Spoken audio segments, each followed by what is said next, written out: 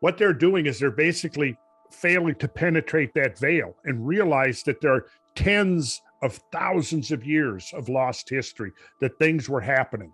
Now you are the mentor. No, not yet. I'm holding out hope that there's. You definitely are, because I'm one of the newbies that are trying to take up the mantle and learn, and also get more people involved. And yeah, you're gonna go down as one of like the godfathers of like ancient civilization research. I agree.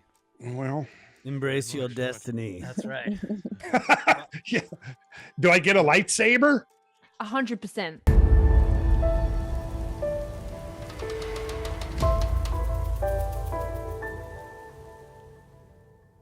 And we are live, ladies and gentlemen. This is Cosmographia, the Randall Carlson podcast.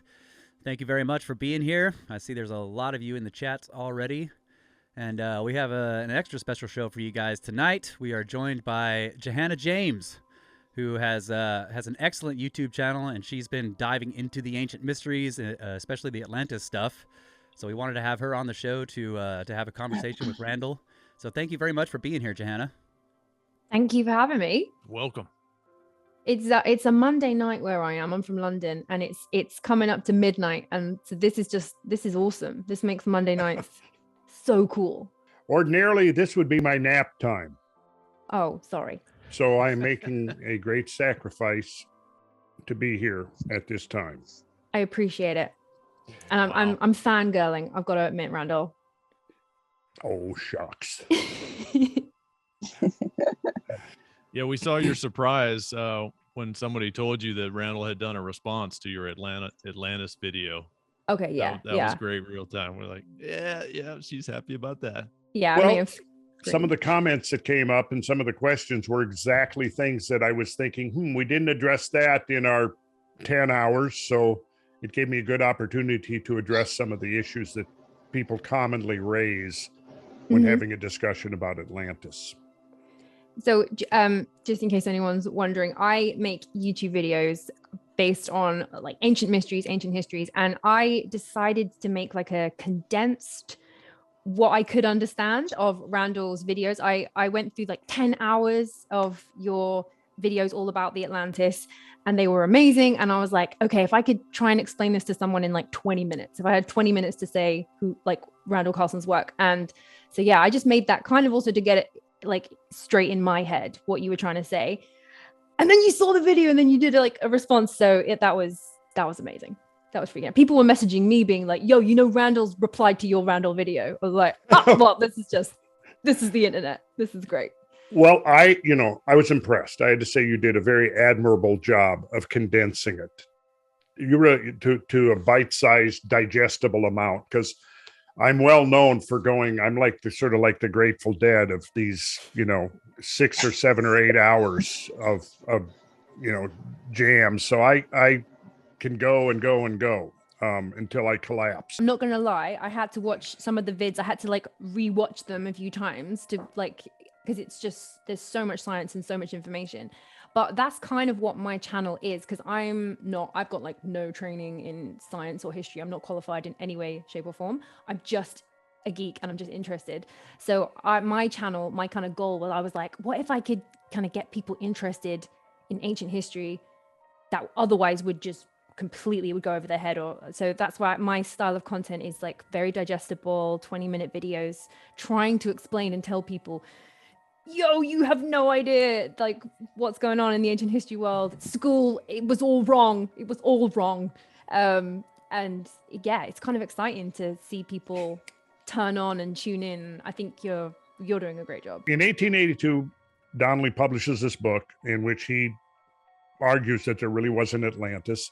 Interestingly, in that book, which was about, again, I read that about that time, late 70s, in that book, he theorizes that it was a comet impact that caused the destruction of Atlantis. So he was, I think, in some ways, really quite ahead of his time. But so Dorothy Vitaliano, she goes back and references Donnelly's book. She says, since that book is still being sold in bookstores everywhere, and has provided the basis for numerous other works, it is desirable to explain why his literal interpretation of Plato's description is utterly inconsistent with modern scientific knowledge. Donnelly outlined 13 propositions, in support of which he then proceeded to marshal all kinds of evidence. But only 2 of these propositions are relevant to a geologically oriented discussion. And here's his 2 propositions.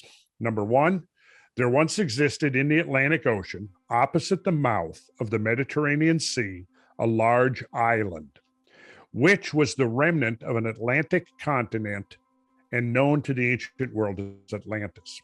Proposition 2, that Atlantis perished in a terrible convulsion of nature in which the whole island sunk into the ocean with nearly all its inhabitants. So then she goes on to say, in light of what is known today about the ocean floors, we can definitely rule out the possibility of a sunken landmass of any substantial size in the Atlantic, or for that matter, in any other ocean basin. Nowhere in the ocean basins is there any sign of a large mass of continental type crust, which could represent a submerged continent. I would have to comment. Has she been down there? How does she know that for sure? Like, she's being very strongly worded there for a woman who's not been now to this the is bottom. this is 1978, right?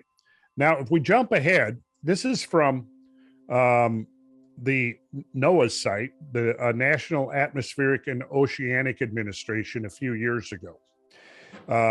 And this is what their site says. And these are guys who have, really studied the ocean and the ocean floors, right?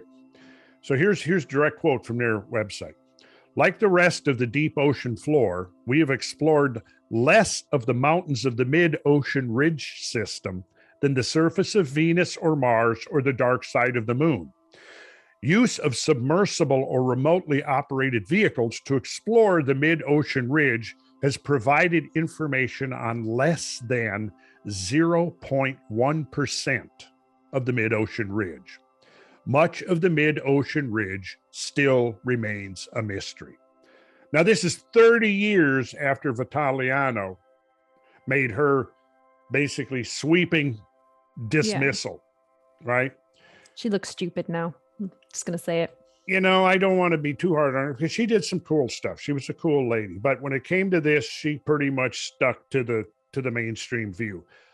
I'm surprised, though, that even by 78, there was already in the 10-hour stuff, I quote a lot of that stuff from prior to 1978 that is showing that there were subsided land masses on the bottom of the ocean. It's all the trips that were in like the 40s, 50s, 60s. That's where they find all this evidence. And I was a little bit like, she never rebuted all of those facts that you put forward. So yeah, it seemed a bit confusing. Yeah. Like, she didn't answer all of the evidence that you found. Your work is amazing. So when I'm having conversations with people about Atlantis and we're getting down to the argument of whether or not it could be possible or impossible, you put forward such great arguments. But there's one area that I get stuck on when people say the quote about Atlantis being the same size as Asia and Libya. And I don't know how to answer that one. So if you could help me with my, what do you interpret that as being in the text? Okay, well, a couple of ways. Number one, I'm not saying that Plato's account was literally correct in every detail. Mm-hmm. But also, it's important to realize that, we have to ask, well, what framework are we, what is the geographical framework that, Libya was pretty much northern Africa to the west of Egypt. That was Libya, right? Europe, I mean, in Plato's time, how much of that was associated with the full extent of Europe as we imagine it today? But let me pull something up here because Plato's account makes it clear that it wasn't a single island. In fact, the thing that I'm saying is that we have to look at the whole complex of Macronesia, which includes the Azores, Madeira, and the Canaries, right? Now, if I go to let's see if I go to Polynesia. Let me just see this. We'll try this for once. Polynesia, which is the Pacific island group, right? Okay, so I'm pulling up here Polynesia. Polynesia is a subregion of Oceania made up of more than 1,000 islands scattered over the central and southern Pacific Ocean. Let's see if it actually gives us the geographical area. Let's see here. So Polynesia covers 270,000 square kilometers. So now if we are talking about, what's the area of Polynesia? Well, is it the area of the individual islands, or is it really the area of the whole complex? So when we say 270,000 square kilometers, we're talking about the whole complex of Polynesia, because it encompasses the oceanic areas in amongst the islands. To me, if there's any explanation besides just, hyperbole that you would expect to find in an account like that, we have to look at the whole area of Macronesia, and not just the area of one single island. Now, right behind Brad there, you can't see it because of Brad's shoulder, but just move out the way, Brad. There we are. You're in the way. There we go. Perfect. Thank you. There we go. Okay, so this is the Azores Plateau right here. Yep. And the data suggests that, and particularly again, the point that I stressed is it's at that it straddles a triple plate junction, which is a place where one would expect that there could be massive vertical movements due to the glacial unloading. And in the 6 hours that I'm going to be doing live this Thursday and then again on the February 20th, I'm going to get into all of that. So I won't get into it in that depth. We'll save the goods for Thursday. But okay, that makes a lot of sense, because I say that as well. Like most people don't know that Atlantis was part of a kingdom of like 10 kingdoms. That it says that had continents, peninsulas. Like people just think it's this one like magical little island. Yeah. So it makes sense that he was talking about potentially all the kingdoms were bigger than like Libya, and of course Libya was just North Africa, and Asia could have been just Turkey, like Asia Minor. We don't really know, but I mean, that to me is not a deal killer, because there's a potential explanation for that, and even if that explanation is not correct, which I tend to think that if you look at again Plato's account, you'll see that he does definitely refer to there being multiple islands. Well, even if it went down into the Caribbean and Cuba, then that would expand it really greatly. You could put some really big numbers on that and compare it to a landmass. Yeah, and Plato does make the point. Yeah, here's the quote from Plato. Now in this island of Atlantis, there was a great and wonderful empire which had rule over the whole island and others, and over parts of the continent. And furthermore, the men of Atlantis had subjected the parts of Libya within the column of Heracles as far as Egypt, and of Europe as far as Tyrrhenia. So right there, that's like one of the references that talks about the empire. So if you look at it as from that perspective, yes, within the whole complex of the multiple islands that made up the core of the Atlantean Empire, and then you look at the outlying, whatever you want to call it, the colonies. You come up with a tremendously vast area. Now, if you look at the Azores Plateau, it's just close to the size of Iceland. I'm not sure what the area of Iceland is. I've looked it up. It's 330 kilometers, I think. Is it 550? I might have shot myself in the foot there. I'm gonna say across. Or that might width, are you saying? Not square kilometers, but width. It was something super similar to. It was like of a similar size to what Plato was saying that Atlantis was. Yeah, I can tell you here in a second. Here, Iceland. Let's see. I might lose my gold star. No, you're safe for the moment. Okay. Just under 40,000 square miles. Oh, okay. Maybe Iceland's a lot smaller then. Just under 40,000 square miles. But if you do Nope. 40,000 and I take the square root of that, it's 200 miles. 200 miles. Yeah. Okay. So Okay. you're in the Not ballpark. 300. Okay. Well, yeah, kilometers. Yeah, you're close. Well, kilometers, yes, 300. So no, you don't. I don't have to take away your gold star yet. Oh, thank God. Great. Okay. Great. So You said yes. no, in fact, actually, that's about right. 300 kilometers, 200 miles. Yeah. So Bang on. on Shouldn't have doubted myself. opposed to Johanna. But we're thinking next year, if everything is opened up, we're thinking about a tour to Macronesia. I've had contact from a number of people that live in the Azores. They speak Portuguese there. But yeah, it's quite a place. Perpetual. I want to go. I know, I do too. We'll take a bucket and a spade and we'll see what we can find. And well, the other thing I'm working on, well, and this is the down. So anybody listening, don't even talk about this, but there has been, I've been contacted by somebody who actually is good friends with, what was his name again? I've forgotten. But yeah, we have connections to potentially a submersible. Potentially. I'll come. Really? Yeah, absolutely. Bring my camera. To me, I would just like jump at that with one hesitation. I'm claustrophobic. Me too. I realized that when I got to I really realized it when I went to Egypt and I suddenly had to go down a pyramid, and literally the only way into a pyramid is by a 3 foot by 3 foot tunnel that goes like 100 foot underground. Yes.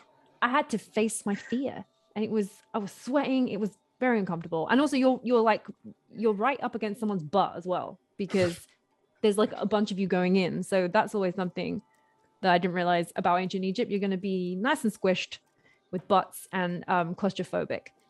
Yeah. So yeah. I don't know how well I deal with being in. I might have to take a Valium or something to get me down there. Yeah. But I would have to face my fears too, because I think it would be worth it.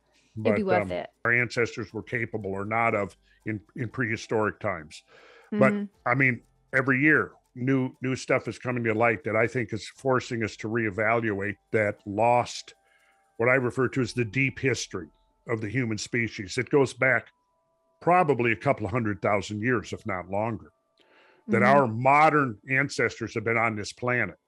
I mean, we're finding skeletal remains that are 150, 180,000 years old that we can't really even differentiate between, something that old and a modern skeleton. So my thought is, when you start thinking about it, okay, well, for all of those generations, hundreds of generations, nobody came up with, there was no accumulated learning that was passed on and passed down.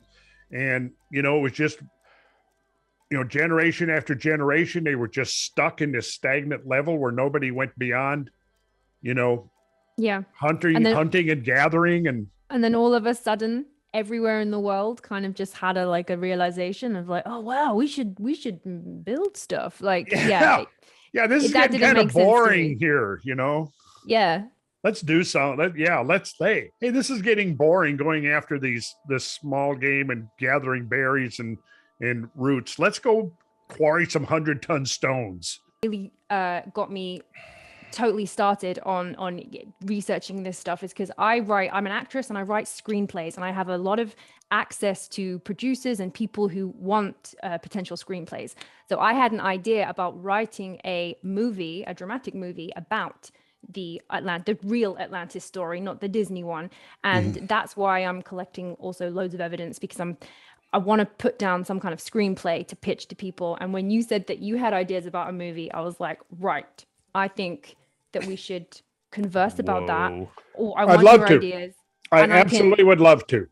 Take the Randall Carlson Atlantis movie to my producers and be like, hey, because I think that's also how we're going to get past the mainstream gatekeeping that happens. Because if you put forward a scientific documentary, they have the right to go, no, we're not going to allow that. But if you're putting forward a Netflix show or a movie, like it can kind of get under the door of the scientists, because you're like, it's just a drama.